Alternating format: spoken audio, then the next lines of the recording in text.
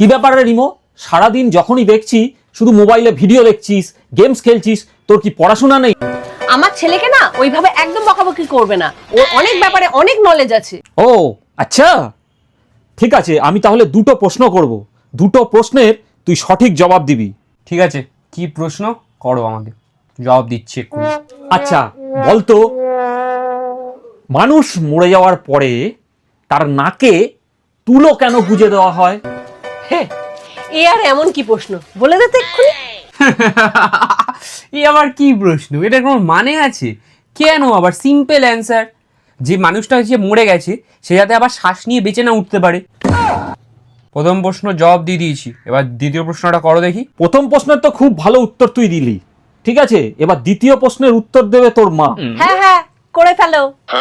আচ্ছা তাহলে এবার তুমি বলো, হসপিটালে ডাক্তার যখন কোনো রোগীকে অপারেশন করে তখন অজ্ঞান কেন করে নেয়? এটা তো একটা সহজ প্রশ্ন। আরে বাবা, রোগীকে যদি অজ্ঞান না করে তাহলে তো রোগী অপারেশনটা শিখে যাবে।